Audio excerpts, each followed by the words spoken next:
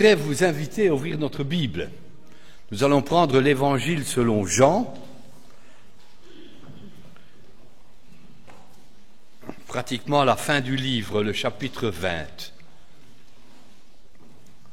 une dizaine de versets.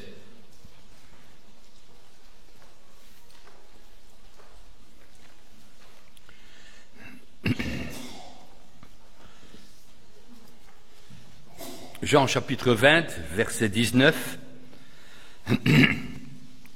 Le soir de ce jour, qui était le premier de la semaine, les portes du lieu où se trouvaient les disciples étant fermées à cause de la crainte qu'ils avaient des Juifs, Jésus vint, se présenta au milieu d'eux et leur dit « La paix soit avec vous ».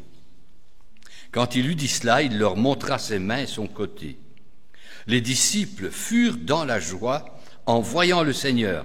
Jésus leur dit de nouveau « La paix soit avec vous.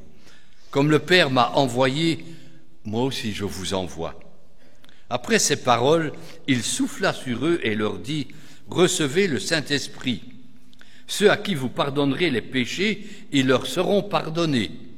Et à ceux à qui vous les retiendrez, ils leur seront retenus. » Thomas, appelé Didyme, l'un des 12, n'était pas avec eux lorsque Jésus vint.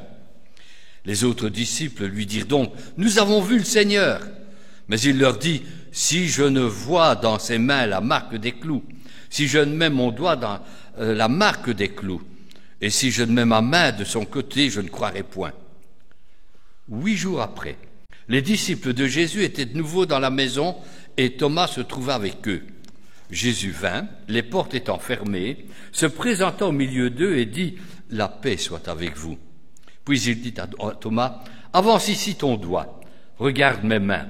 Avance aussi ta main, mets-la dans mon côté. Ne sois pas incrédule, mais crois. » Thomas lui répondit « Mon Seigneur et mon Dieu. » Jésus lui dit « Heureux que tu m'as vu, tu as cru. Parce que tu m'as vu, tu as cru. Heureux ceux qui ne m'ont pas vu et qui ont cru. » Vous connaissez ce récit. Il est familier. Je pense que chaque chrétien a déjà lu au moins une fois ce texte. Il a entendu telle ou telle prédication sur cette base. Alors pourquoi y revenir? Peut-être d'abord pour attirer votre attention sur le fait que, comme moi, vous avez remarqué que la Bible, elle nous parle avec franchise des gens. Tant de personnes qui sont présentées au travers de la Bible, depuis la Genèse jusqu'à l'Apocalypse. On nous parle de grands hommes, de femmes importantes, d'hommes dont on nous dit simplement le nom. On dit, tiens, il a fait ceci, il n'a pas fait cela, il a fait... Et finalement, on nous montre les personnes avec leurs points forts, leurs points faibles, leurs sentiments, leur espoir, leur chute. On nous les montre tels qu'ils sont. Et ça me chiffonne un petit peu. Ça me chiffonne et je me permets de rappeler ce que j'ai dit la dernière fois que je suis venu. Vous avez peut-être oublié, moi pas. Vous aimeriez que votre nom soit dans la Bible? Ça vous ferait plaisir que ce soit avec vous une page de la Bible? Et si on devait écrire une page de la Bible vous concernant, qu'est-ce que vous diriez? Qu'est-ce que ça dirait? On releverait tel point fort, tel point faible. Ah, il a fait cela. Elle a été comme ça. Elle a remporté une victoire. Là. Il y a des choses qui sont étonnantes. On parle des triomphes, des succès, des échecs, des chutes. Vous savez, il y a des choses qui sont fabuleuses quand on y pense. Je prends un exemple qui m'a frappé il y a quelque temps. C'est l'exemple de David. Vous connaissez ce grand roi, l'auteur d'une quantité de psaumes. Il révèle sa personnalité, il révèle son caractère. Quand on parle de David, on nous en parle d'abord comme celui qui a vaincu Goliath. Ah, un géant de la foi qui remporte une grande victoire sur un autre géant. Et je cherche dans tous les livres qu'il a écrits, dans tous ces psaumes, il n'y a rien sur sa victoire avec Goliath. Rien. Par contre, il nous parle de son péché avec Bathsheba. Il nous parle de sa chute il nous parle du malheur qu'il a eu, de ce qui s'est passé dans son cœur. Il fallait quand même avoir du cran pour raconter cela, pour pouvoir dire « Heureux celui à qui la transgression est remise, à qui le péché est pardonné. » Et vous savez, avant, tant que je me taisais, j'étais malheureux, j'étais rongé. Il nous raconte ce qui s'est passé avec Bathsheba. Moi, je ne sais pas, mais à sa place, j'aurais mis en évidence la victoire sur Goliath. Quand même, je suis quelqu'un. Vous voyez un peu, quand la Bible parle des personnes, quand elle nous montre ce que nous sommes, il y a ce que nous aimerions qu'on mette, et puis il y a ce que Dieu voit. Comment Dieu écrirait-il votre vie dans la Bible? Quelqu'un a dit un jour, et c'est une phrase remarquable, « Je suis la Bible de mon voisin, il la lit quand il me voit. » Tu es la Bible de ton voisin. Il n'a pas la Bible, il ne la lit pas, mais tu es la Bible de ton voisin, mon frère, ma sœur. Quelle page est-ce qu'on lui montre? Qu'est-ce que nous lui allons présenter? Et elle nous présente la Bible nous présente des personnages avec les mêmes chutes que nous. Ça devrait nous encourager, les mêmes faiblesses, les mêmes échecs, les mêmes points forts. Élie, par exemple, un homme de la même nature que nous. Moi, je m'imagine, on voit Élie comme le géant qui a prié, qui a combattu, qui a lutté, n'est-ce pas, qui a confronté les prophètes de Baal. Moi, je me suis posé la question, est-ce qu'il ne devait pas avoir de temps en temps une migraine, des rhumatismes, des problèmes avec sa famille? Il était de la même nature que nous. Il a rencontré les mêmes espoirs, les mêmes déceptions, les mêmes faiblesses. Et c'est la même chose avec notre ami Thomas, dont on nous parle ici. Ah, ce pauvre Thomas, comme je le plains. On lui a fait une réputation simplement parce qu'une fois il a douté. Vous avez remarqué? On l'a catalogué, c'est celui qui doute. C'est l'image de l'échec. L'image, n'est-ce pas, du douteur caractérisé. Oh, moi je suis comme ça, Thomas, je ne crois que ce que je vois. Tout ça parce qu'une fois il a dit, bon, ben je ne le crois pas. Ben, et nous, on croit toujours tout. Et on nous fait une réputation de douteur pour cela. On a la réputation d'être des chrétiens solides, n'est-ce pas, qui croyons. Nous croyons aux promesses de Dieu, nous les prenons, nous les saisissons. Entre nous, ça ne nous est jamais arrivé de douter. Et on a terni notre réputation, ça nous colle à la peau. Il n'a pas toujours douté. Si vous regardez la vie de Thomas telle que les évangiles le présentent, mais Thomas était quelqu'un de fantastique. Je vous donne les deux exemples dont la Bible nous parle. Vous connaissez le premier récit, c'est quand Jésus apprend aux disciples la mort de Lazare. Ils habitaient Béthanie. Lazare est mort. On fait savoir à Jésus, et Jésus dit à ses disciples, Lazare est mort. Mais Jésus, à ce moment-là, est dans une autre province. Il est dans la Pérée. Et pour Jésus, il risque sa peau. Parce que s'il revient en Galilée, les Juifs veulent le lapider. Ils veulent le tuer, ils veulent s'en débarrasser. Et quand Jésus dit, je vais retourner à Béthanie, quand Jésus prend la décision d'aller, qui est celui qui a réagi? C'est notre ami Thomas. Et Thomas qui dit, allons avec lui, on va prêt à mourir avec Jésus. Ah, ça, on l'occulte, n'est-ce pas? Thomas, il a douté. Mais il a eu des moments fabuleux. Moi, je ne suis pas convaincu. Je m'imagine être dans la peau avec un des disciples. On est là. Le maître dit, je vais retourner, je vais voir. Il risque sa vie. Est-ce que j'aurais eu le cran de dire, allons-y avec? Je ne crois pas qu'on aurait toujours eu ce cran-là. Mais cela, on le met sous le boisseau, alors que c'est un élément, me semble-t-il, important. Nous pourrions parler de ce qui s'est passé dans la chambre haute. Jésus annonce sa mort, et il leur parle de son départ, il leur parle de sa résurrection, il va retourner au Père. Qui est-ce qui pose des questions? C'est Thomas. Seigneur, mais montre-nous le Père, ça nous suffit. Où est-ce qu'on en est? Qu'est-ce qu'il faut faire? Il pose des questions, et heureusement qu'il a posé ces questions. C'est à lui que Jésus a dit « Je suis le chemin, la vérité et la vie ». Si Thomas n'avait pas posé ces questions, je crois que là, on aurait été avec un manque dans notre texte. Comment est-ce que je sais que Jésus réaffirme « Je suis le chemin, la vérité et la vie » parce que Thomas lui a posé des questions. Et poser une question n'est pas faire preuve de doute, que je sache. C'est au contraire une marque d'intérêt. C'est de suivre une conversation, c'est de s'intéresser, c'est d'avoir des préoccupations. Vous voyez, on a dit de Thomas, il doute. Ouais, ça nous arrive aussi. C'est un homme de la même nature que nous. Et nous sommes aussi, nous, comme Thomas.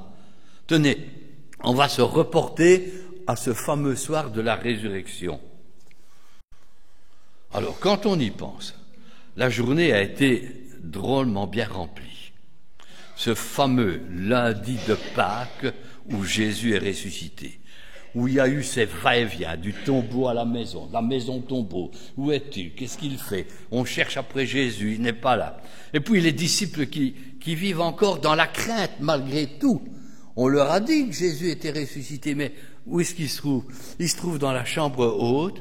Ils ont fermé les portes par crainte des Juifs. Il y en a un qui n'est pas là. Peut-être qu'il n'avait pas eu peur comme les autres. C'est Thomas.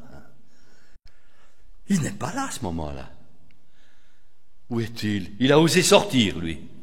Tiens, pour quelqu'un qui doute, pour quelqu'un qui a peur, je ne sais pas. Et malgré l'annonce de la résurrection, les disciples sont enfermés, tout est là. Les portes sont fermées. Et c'est là où Jésus rentre. Alors, une petite parenthèse, si vous le permettez. Moi, ça m'encourage de savoir que Jésus est entré dans cette pièce où la porte était fermée. Peut-être que ce matin, nos cœurs sont fermés. Peut-être que nos cœurs sont tout à fait fermés ce matin, même si nous sommes venus au culte. Le Seigneur peut rentrer. Le Seigneur peut rentrer. Et il peut venir avec un message de paix. La paix soit avec vous. Peut-être que vous connaissez des moments difficiles dans la vie. Vous n'avez pas la chance aujourd'hui d'être en vacances. Vous avez peut-être des moments très durs. Vous êtes dans une souffrance. Et votre cœur s'est fermé. Permettez au Seigneur d'entrer. Il veut entrer et vous dire « La paix soit avec vous ». Combien cette phrase devrait être rassurante. Combien cette phrase devait être encourageante. La paix soit avec vous. C'est pas la première fois, il leur avait déjà dit auparavant. Il leur avait dit « Je vous donne ma paix ». Je me souviens, lors de la tempête sur le lac, il est arrivé « N'ayez pas de crainte, la paix soit avec vous ». Ici, il y a une tempête dans leur cœur, après tout ce qu'ils ont connu depuis la résurrection, depuis la mort de Jésus. Et Jésus vient. Jésus les rassure. La paix soit avec vous. C'est le même Jésus. C'est le même Seigneur.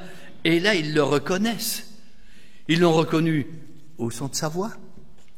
Ils l'ont reconnu parce qu'ils ont vu les marques des clous. Ils ont vu les cicatrices. Quelqu'un a dit, si vous regardez bien, il y a dans le ciel des gens que nous allons reconnaître facilement. J'ouvre une parenthèse. Vous savez, dans le ciel, quelqu'un que vous allez reconnaître facilement, c'est Adam. Il n'a pas de nombril. Quelqu'un que vous allez reconnaître facilement, c'est le Seigneur. Parce que les marques, il les a toujours. Il les a toujours. Il est toujours marqué. Après sa résurrection, son corps est transformé, transfiguré. Il est dans la gloire, mais les marques vont rester. Et elles seront là pour l'éternité. Nous allons voir ces marques. Et cela devrait être de nature à nous rassurer. Et Jésus entre dans cette pièce, il leur dit « La paix soit avec vous ». Et ensuite, il va les envoyer avec un message de pardon. Ceux à qui vous allez pardonner.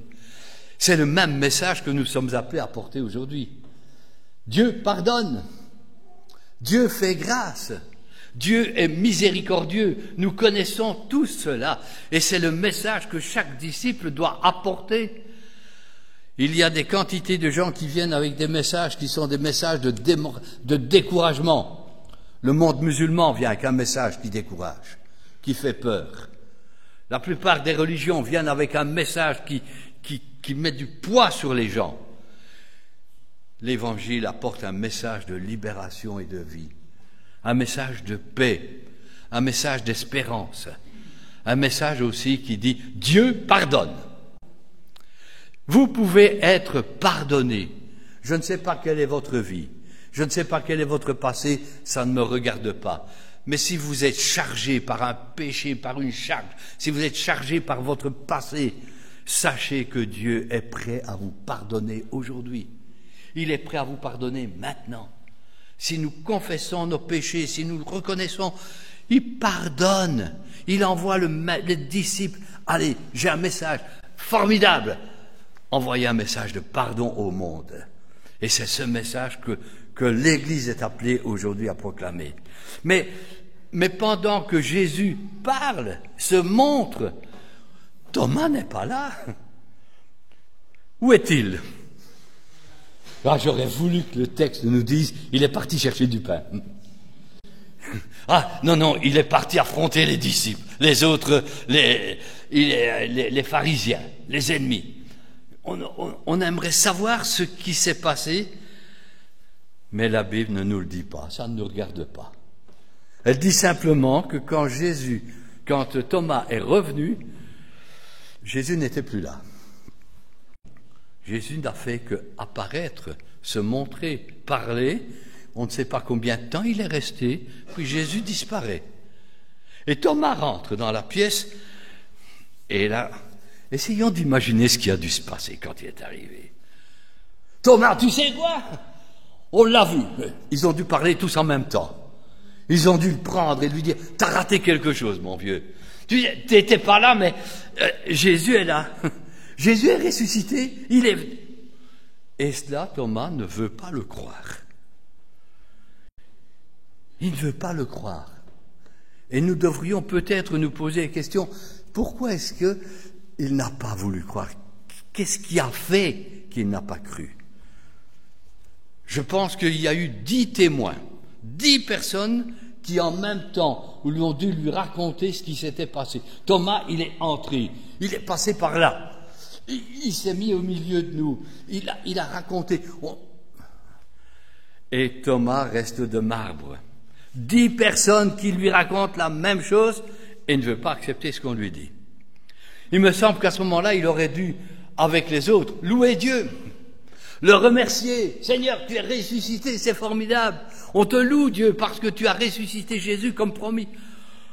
Au lieu de ça, Thomas, oh non, si je ne mets pas mes doigts dans ses plaies, si je ne touche pas sa cicatrice, vous imaginez? En fait, Thomas, pourquoi est-ce qu'il a douté? Tout simplement parce qu'il s'est appuyé sur son esprit plutôt que sur le témoignage des autres. Un témoignage qui était authentique. Il rejette le témoignage qui est rendu et le doute vient. Le doute vient lorsqu'on rejette volontairement les preuves qui ont été apportées. Quand nous avons ici 10 personnes, 20 personnes qui viennent dire « Jésus est vivant » et qu'il y a quelqu'un qui dit « Je me demande si c'est vrai ». Vous imaginez? Jésus est capable de faire des grandes choses. Je me demande. 10 personnes qui vont rendre témoignage du pardon qu'ils ont reçu. Et puis il y en a un qui est là, qui dit « Je ne suis pas sûr que ce soit vrai. » L'impression qu'on me mène en bateau. Vous voyez comment ça marche? On refuse le témoignage des autres. La Bible nous parle de témoignages de centaines de personnes qui nous disent que le pardon est en Christ, que la vie éternelle est possible avec Christ dans le ciel. C'est un témoignage que nous rejetons parfois. Nous doutons de cela et nous préférons finalement nos idées à ce que la Bible dit. Et c'est pour cela qu'on doute. Le doute vient quand on repose, quand cela repose en fait sur l'ignorance. Jésus avait clairement dit qu'il allait ressusciter. Il avait dit qu'il allait souffrir. Il avait dit qu'il serait arrêté. Il avait annoncé qu'il serait battu. Il a annoncé que Judas allait le vendre, que Pierre allait renier. Il a dit, je vais ressusciter. Qu'est-ce qui s'est passé? Eh bien, quand c'est arrivé, ils ne l'ont pas cru. On a oublié la parole de Dieu. On oublie les promesses de Dieu. On oublie la puissance de Dieu. C'est quand même fantastique que Thomas, comme les autres, ont assisté à des résurrections. Ils ont assisté à la résurrection de Lazare. Ils ont assisté à la résurrection du fils de la veuve. Ils ont été au courant de la résurrection de cette petite fille de 12 ans, la fille de Jairus. Ils ont vu la puissance de Dieu à l'œuvre. Et Thomas a vu la puissance de Dieu à l'œuvre. Mais à un certain moment, clatch, il n'y croit plus. Nous connaissons la puissance de Dieu. Vous connaissez la puissance de Dieu dans votre vie. Vous connaissez la puissance de Dieu dans l'Église. Vous avez les promesses de Dieu. Mais pourquoi douter? Pourquoi permettre au doute de s'insinuer? Finalement, je ne sais pas très bien, je vais vous choquer. Mais c'est vous qui donnez un coup de main au diable ou c'est le diable qui vous donne un coup de main finalement? Quand vous doutez, qui donne un coup de main à l'autre? Le diable est toujours là en train d'essayer de nous amener à douter. C'est ce qu'il fait depuis le Jardin d'Éden. Mais il faut dire qu'on est des fameux collaborateurs avec lui. On devrait avoir une foi, mais solide. Dieu l'a dit. C'est vrai, je le crois, point, c'est tout. Dieu a prouvé que c'était vrai. Mais j'ai la puissance de Dieu, il a ressuscité Jésus. Et nous doutons encore. Je me demande si Jésus est vraiment ressuscité. Je me demande si je vais aller au ciel. Je me demande si Dieu est avec moi ce matin. Et puis, aujourd'hui, je me suis levé du pied gauche. Quand quelqu'un me dit qu'il s'est levé du pied gauche, je regarde ses jambes. Et je me dis, mais pourtant, il a 2 jambes. C'est pas un unijambiste. Mais il avait le choix, hein. Si vous vous levez du pied gauche et que vous avez 2 jambes, vous aviez le choix de vous lever du pied droit. Mais on ne sait pas si Dieu va nous aimer aujourd'hui. J'ai l'impression que Dieu m'abandonne. Vous voyez un petit peu comment le doute vient? On refuse le témoignage, la parole de Dieu et des autres. On refuse simplement de croire et de se rappeler les promesses de Dieu. Nourrissez-vous des promesses de Dieu. Prenez ces promesses, elles sont là, elles sont vraies, elles sont authentiques. Balayez vos doutes.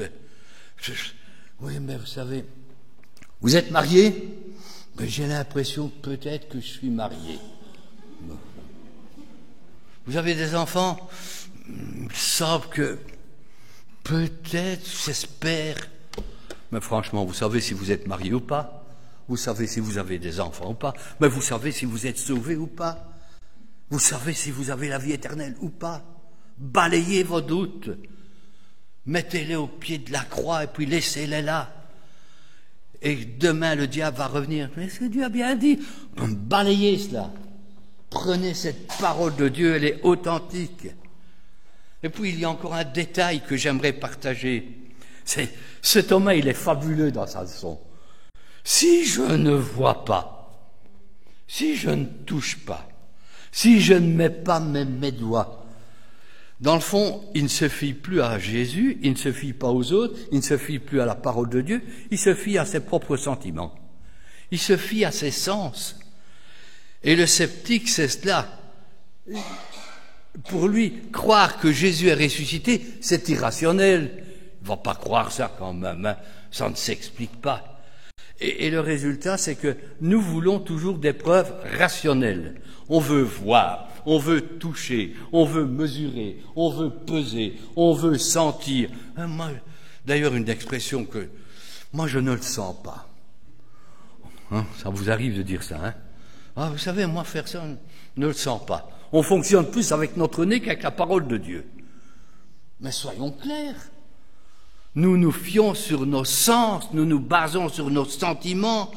Nous croyons plus ce que dit notre esprit que ce que dit Dieu. ce que nous touchons, ce que nous voyons a plus d'importance que ce que Dieu dit et ce que Dieu fait. Mais alors finalement, on a réduit la vie spirituelle à notre petite mesure, à notre petit niveau. Ce n'est plus le Dieu de la Bible, le Dieu de la création, le Dieu de Jésus-Christ, c'est ma petite personne qui sert d'étalon. C'est ça là, le critère, c'est ça. Et quand on se fie comme ça à son intelligence et à sa logique, on n'a plus la foi. C'est le doute qui suit, immanquablement. Vous savez, la connaissance humaine, elle est fantastique. Elle remplit des bibliothèques. On est capable d'envoyer des hommes dans la Lune et même au-delà. On va bientôt les envoyer sur Mars. On a des ordinateurs qui répondent à toutes nos questions. Et finalement, c'est toujours ce que nous croyons, nous voyons, nous ressentons, qui sert de base pour ce que nous devons croire spirituellement. L'homme naturel ne reçoit pas les choses de l'Esprit de Dieu. Et quand nous doutons, nous nous mettons au même niveau que l'homme naturel, que l'homme animal. Nous perdons de vue que nous sommes des êtres spirituels, créés à l'image de Dieu pour vivre selon Dieu. Nous baissons le niveau. Les doutes font baisser notre niveau de vie spirituelle. Moi, je m'imagine après, quand Thomas a dit cela, la tête des autres disciples. Mais Thomas, quand même, il est ressuscité. Non. Essayez d'imaginer ce qui s'est passé pendant les 8 jours qui ont suivi. J'aurais tellement voulu que le Seigneur revienne tout de suite dire à Thomas, écoute Thomas, regarde, allez. Eh bien, le Seigneur Jésus va le laisser mijoter pendant 8 jours. Hein. Et ces 8 jours où Thomas va rester avec ses doutes, avec sa peur, avec ses questions, 8 jours qu'il va pratiquement perdre. Et ce n'est que 8 jours plus tard que le Seigneur revient, que le Seigneur se présente. Et on ne peut pas imaginer ce que Thomas a dû ressentir à ce moment-là, pendant cette période. J'essaye, mais je n'y arrive pas. Qu'est-ce qu'il a dû penser? Seigneur, révèle-toi. Seigneur, si c'est toi, ben viens me montrer. 8 jours. Mais quand on attend, 8 jours, c'est long, hein? Quand on attend et quand on espère. Et ce n'est qu'après 8 jours que Jésus vient. Et là encore, bien sûr, ça c'est mon imagination dont je prends avec beaucoup de prudence. Mais j'imagine que quand Jésus est rentré dans cette pièce où la porte était de nouveau fermée, je crois que Jésus, il a dû aller saluer tout le monde. Hein, bonjour Pierre, bonjour Matthieu, bonjour. Et le dernier, Thomas, dans son coin. Thomas, viens ici. Vous imaginez ce qui a dû se passer dans son cœur? Mais quand il se met à genoux, mais alors là, tous ces doutes vont s'évanouir. Et là, il reconnaît le Seigneur. Et je crois qu'il y a des moments où nous devrions, au lieu d'avoir des doutes, nous mettre devant lui. Seigneur, tu es mon Dieu. Seigneur, je crois ce que tu me dis. Seigneur, tu es mon Seigneur et mon Dieu. C'est la confession de foi de Thomas. Vous avez des doutes? Ça vous arrive de douter de la parole de Dieu? Ça vous arrive d'avoir des moments où, est-ce que c'est bien vrai, est-ce que c'est bien pour moi? Réaffirmez qui est Jésus-Christ, votre Seigneur et votre Dieu. Réaffirmez la puissance et la grandeur de Christ. Balayez vos doutes. Ne leur permettez pas d'être au-dessus de la grandeur et de la puissance du Seigneur. Mais au contraire, balayez vos doutes en affirmant qui est Jésus-Christ aujourd'hui. Nous avons des raisons de craindre dans le monde. Ce qui s'est passé avec les attentats, avec l'attentat hier à Charleroi. On a des raisons, n'est-ce pas, d'être avec Seigneur, tu es bien là. Seigneur, tu es vraiment le maître. Seigneur, je me demande si. Christ est le roi. Christ est le Seigneur. Christ est le maître. Balayez vos doutes et balayez-les continuellement, parce que l'adversaire, il ne va pas vous lâcher. Mais on y va. Amen.